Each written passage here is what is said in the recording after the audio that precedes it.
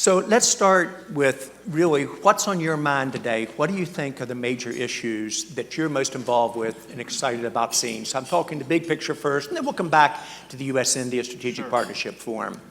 Well, first, let me... By the way, your Wall Street Journal article was excellent on your trip through Asia. Yeah, thank you. It was really well done. Thank you. Steve. Oh, you got to...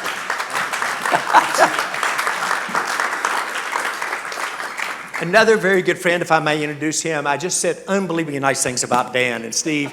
It's the same thing, because these are two people that I care greatly about.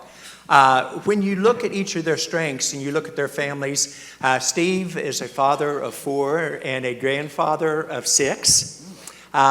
He has an ability that is unique in government, that he is kind of in some ways very much like Prime Minister Modi. You have the ability to have a vision and inspire this vision could be done. Then you have the patience to work with all the groups to what could be done and reinforce it. And so from a business person's point of view, I'm extremely proud of the friendship that we've formed. And I could go on and on about each of their backgrounds and use all 20 minutes to talk about it, but I want to thank you for joining us tonight. Both of these individuals are like myself. They enjoy the outdoors and fishing. They're people that you can trust. And while I said and really meant it about Prime Minister Modi, I trust him so much, I trust him with my life, I would with both of you as well. So we were just about to hit the first question, which I was going to give to Dan in terms of what's on your mind this evening, that when you look at everything you're doing, what excites you the most? Well, I'll take a crack at this, but first I just want to thank you, John and Steve. And I'm not kidding, and I don't say this normally in settings in Washington, D.C. These are two of my favorite people, not just in D.C., but in the country. So I'm very honored to be here, and they're great. Thank you. They're great Americans who we've done a lot of work together and a lot of things. And I know you asked the big picture. I do want to tell just one story on the U.S. India relationship that was, to me, a really kind of special moment, kind of sent a chill down my spine. I had invited Ambassador Sarna, for our former Indian ambassador to the United States, to come to Alaska in 2017. And we hosted him in the summer. It was great. We had this great kind of agenda for him. And we had a reception at a friend of mine's home in Anchorage. Beautiful place overlooking Cook Inlet. You know, John comes up to Alaska quite a lot, so he understands. Just gorgeous. And we were both talking, and somebody asked me, well, you know, you have the Indian ambassador of the United States here. What's the vision?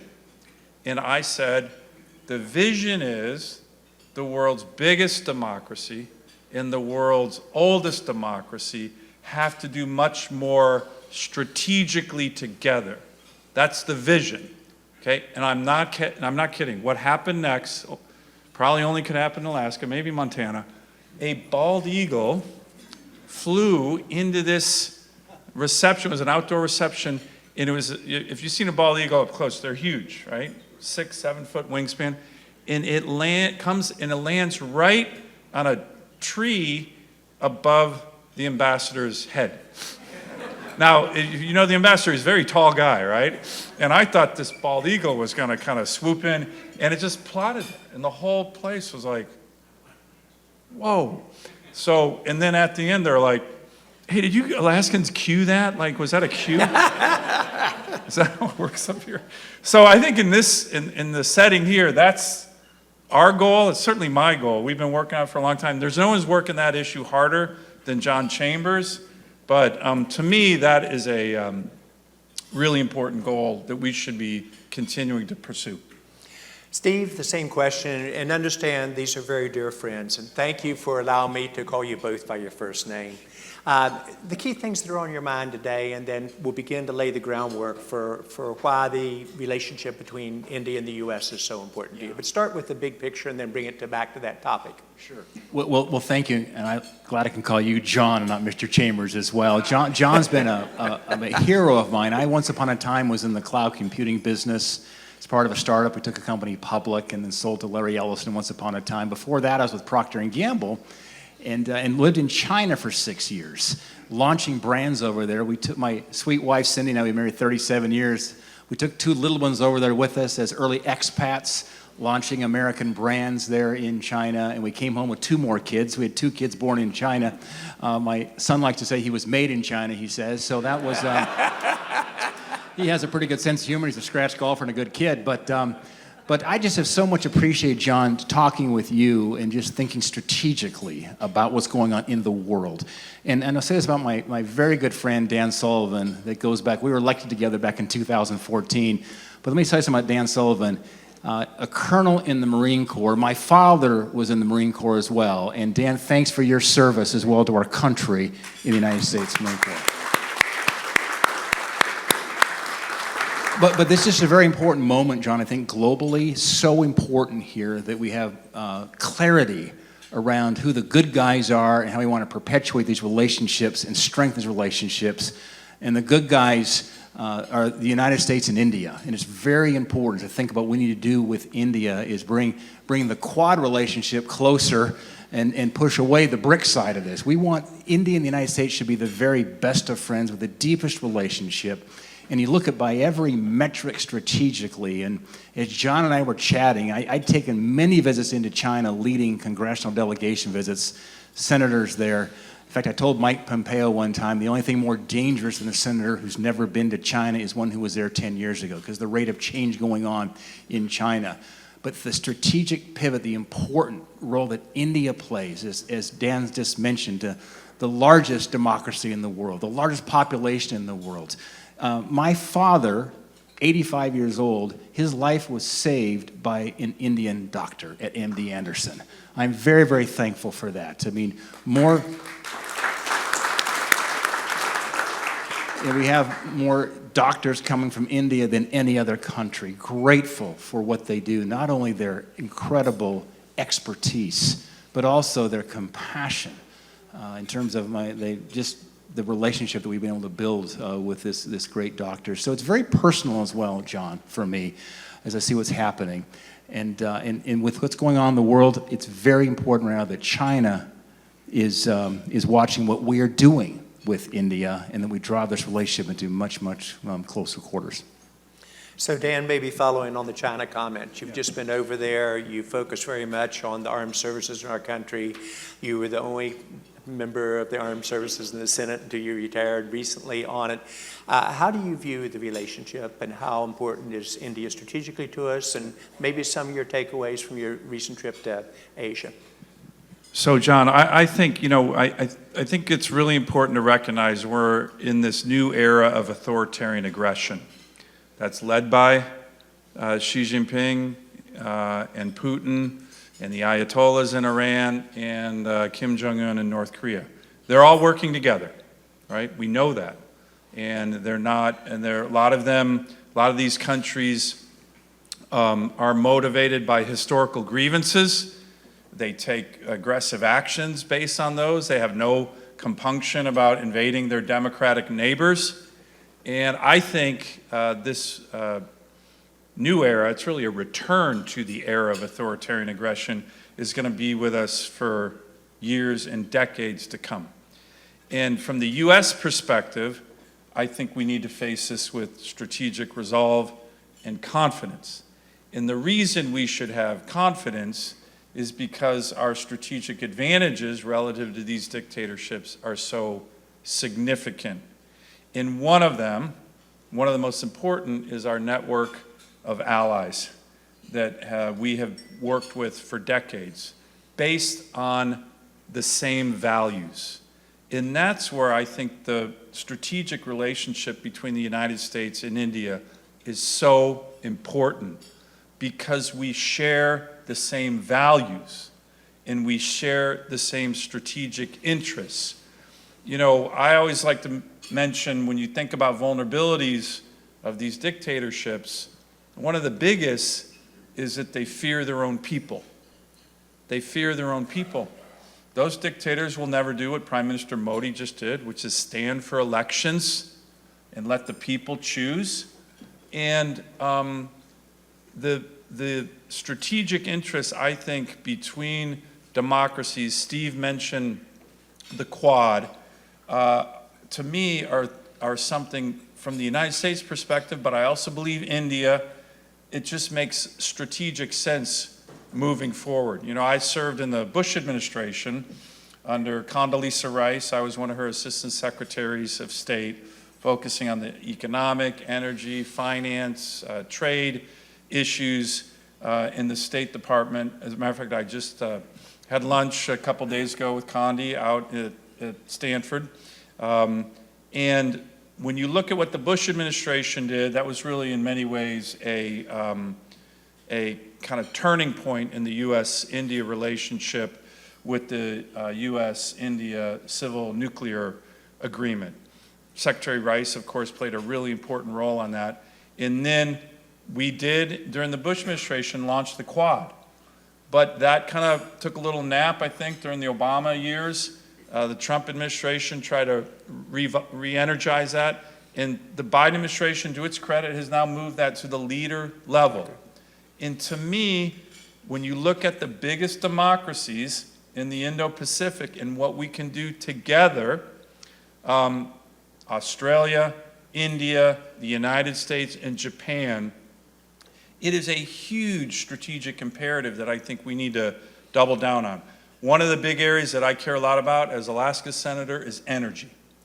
Think about what we can be doing, just those 4 countries with regard to energy. All forms of energy, oil, natural gas, renewables, the high technology that goes into some of the renewable sector. That is another area that I've been pressing the Biden administration on. Hey, you need to deepen and broaden and make more concrete the relationship in the different areas of the Quad. And to me, energy is one that has enormous, enormous upside benefits. Just in the area of LNG, just think of that. The United States and Australia are 2 of the biggest exporters of LNG. Japan is one of the biggest importers. Clean burning American energy could do so much, I think, favorably with regard to India as it builds out its natural gas sector, which I think is really important. So these are just some ideas, but the key reason why the strategic relationship, from my perspective, is imperative but also gaining ground is at the end of the day we share the same values, and that's the most enduring relationships that you can have anywhere in the world. You know, you've kind of touched on it, Dan, and Steve, I'm going to ask you to follow up any additions you'd like to make to the comments, but part of any political scenario is, what does this mean to our local citizens? And we all understand the big picture. But when you think about it, you're explaining to the citizens of Montana, you come from a startup state. You've got more high-tech startups growing at a faster rate than almost any other state in the nation. You came with a business background, et cetera. But what does it really mean when you talk to citizens of Montana, why this relationship is important, but beyond the geopolitical issues, the economic growth issues? Well, John, thank you. And if you ever watch the show Yellowstone or see what's going on TV, you're going to see why people want to move to Montana and Alaska. They're 2 beautiful places. And the best talent is going to want to live in the most beautiful places. And so suddenly you've got a place like Montana where our quality of life is becoming now an important way to attract and retain some of the best talent in the world, because you're just minutes away from some of the best fly fishing, some of the best hiking, some of the best mountain climbing, some of the best skiing in the United States. But when it comes from a Montana perspective, our number 1 industry is agriculture. So we have this high-tech side of us now that is exciting, but agriculture is our largest economic driver. And so many of you may not know that Montana is the number 1 producer of pulse crops in the United States. And so we've been working with the Indian government about how do we reduce tariffs there to open up more trading opportunities for pulse crops. And I'm very pleased we had some great traction there. We now have a level playing field with other countries around the world as it relates to pulse crops. So that's a very tangible, important piece for Montana, because India is the number 1 consumer of pulse crops. We're the number 1 producer in the United States, so there's a natural place to work together. Very grateful that we made some tremendous progress after a visit there in India I made back in 2021. But pivoting back over on the tech side and the innovation side as well, I stepped back and I had this conversation with John a couple of years ago looking at STEM grads. You think about the innovation ecosystem that we've got to develop here within our countries to continue to lead the world in technology. Look at the bright future with AI and so forth. And I looked at, China graduates about 5 million STEM graduates. I'm a chemical engineer by degree, so I'm very pro-STEM. And I believe in it, I've lived it. But China is graduating 8 times more STEM grads than we are in the United States. Where in the world would we be best to partner to develop close relationship where there's a lot of STEM grads graduating? How about India, with about 3 million to 4 million STEM grads a year? So between the United States and India, our all-in STEM grads there are about equivalent to China, using some very rough numbers. And so I think that's an exciting part of what's happening. You look at 1/3 of the Silicon Valley engineers are from India. They have Indian backgrounds. And so there's a natural, I think, relationship here that we can work together. When I was over in Delhi in 2021, we were at the U.S. Embassy. I had this phone with me. It's my smartphone. I've had this for 25 years, the same number, not the same phone, the same number. Back from my startup days in cloud computing, I've kept this same phone. It's the same phone that my grandkids FaceTime me on. But I was able to bring that with me to that evening at the Roosevelt House. This phone was with me at the Roosevelt House. Look, I can't bring this phone into China. That says a lot right there in terms of the trust and the relationship and why it's strategically very important that the United States and India continue to work together, of course, on the agriculture side, but also relates to developing the innovation ecosystem for the next 20, 25 years. Dan, take us the next step.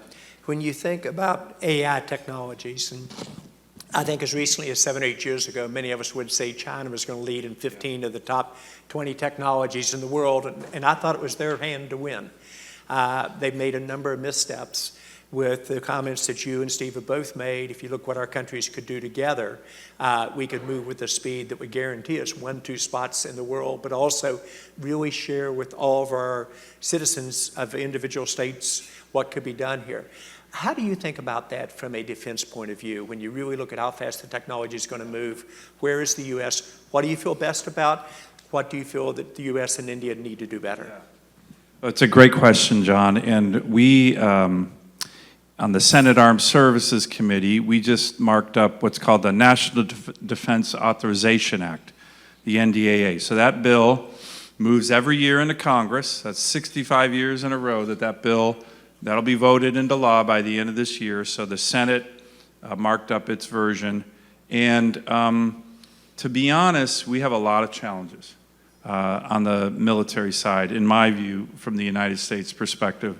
Look, I'm not going to be here to kind of dump all over the current administration, but they have not been, in my view, taken the defense component of our national security nearly seriously enough. President Biden has put forward 4 budgets in a row that are inflation-adjusted cuts to the Department of Defense. The current budget right now shrinks the Army, shrinks the Navy, shrinks the Marine Corps of the United States. That is the wrong direction, given the challenges that we see right now.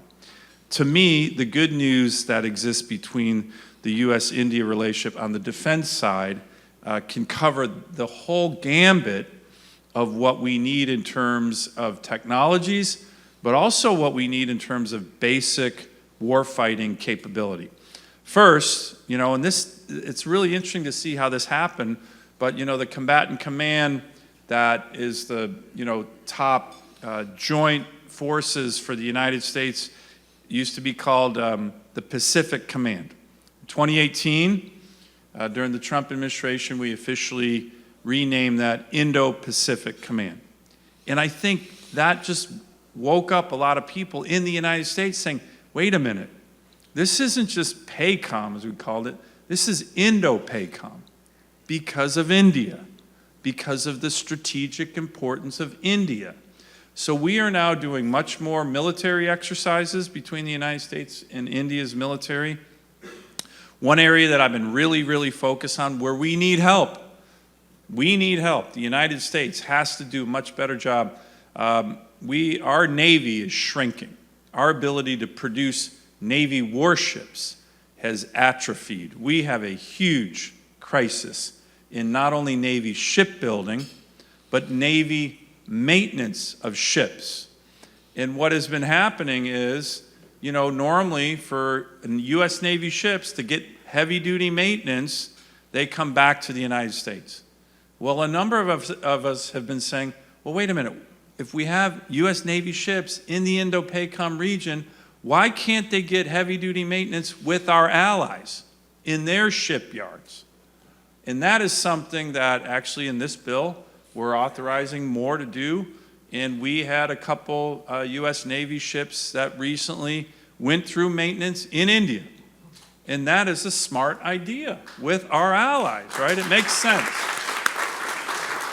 So that's one area. And then the other area that I think is really exciting, and Steve already mentioned it, I'm kind of out of my league here talking in between two of the smartest tech guys in the country, but it is in this area of technology. We have seen, and I think it's an exciting comparative advantage, again, we have in the United States. We now have a tech community that is very interested in helping with regard to our military. Now, some of you know 10 years ago that wasn't the case. We had a lot of folks in Silicon Valley who were in the tech industry, tech finance, who were kind of saying, hey, Pentagon, we're not interested in helping you. My view on that was it's a free country. You can do whatever you want, but you shouldn't be helping the Chinese and not your own home country. That's changed. And we have so many opportunities now with tech companies who want to make sure our ability to protect ourselves from a national security perspective, to have lethal military forces, is starting to have a lot of interest. It's a huge comparative advantage we have over China, over Russia, but we need to do it with our other tech-savvy allies. And I think doing that with India, particularly in the technology space that relates to national security, AI, quantum computing, is a natural next step that we all should be working on. Steve, I know that you've got to make another commitment, and we've taken up more of your time than I asked for, but I'd love both of your closing thoughts. Perhaps first on where do you see this relationship 10 years from now? And then secondly, maybe asking the audience or giving us constructive feedback on what you think we can do better in affecting interfacing to our government, to India, getting our messages out. Your thoughts? Well, first of all, thank you, John. And I think the story of India is an undertold story. I think we need to get out there and tell the story about what's going on in India. I think there are perceptions of India, I would agree, that are not aligned with the reality of what's happening. When I come back from my visits to India, it's been jaw-dropping, truly, to see the incredible amount of innovation going on, world class. And I think, and maybe to sum it all up, what India has and the United States have, as Dan talked about, comparative advantage, you always look at what's a sustainable comparative advantage that allows you to win medium and long term. And I think what sets our two countries apart, first of all, is just the incredible amount of talent. Just the human capital is the most important capital of any nation. The fact is, there's incredible human talent in India and the United States. But what sets us apart from maybe a challenge of China is India and the United States are free. We have the rule of law. We share the common values of democracy.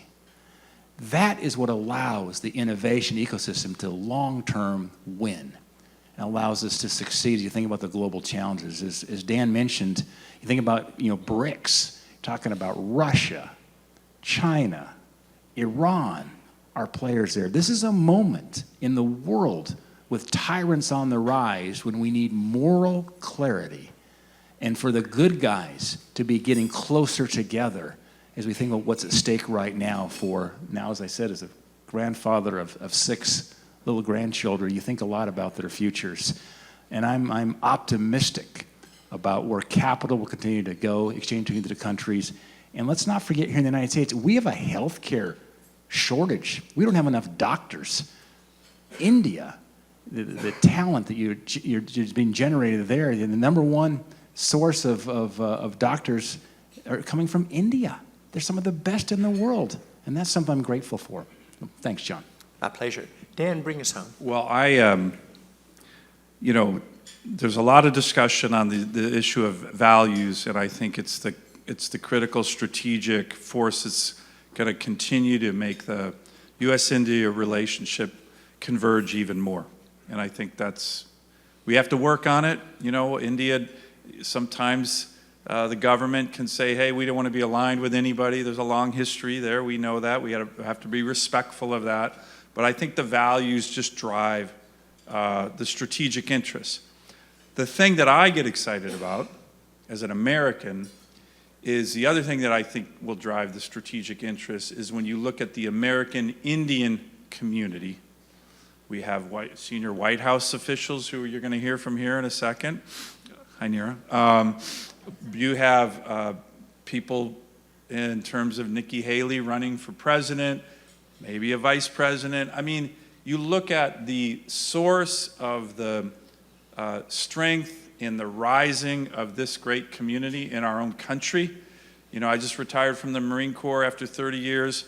One of the speakers at my retirement ceremony was a one-star general named Balin Ayar. Some of you know Balin, top guy in the U.S. Air Force, youngest one-star. I served under him in Afghanistan.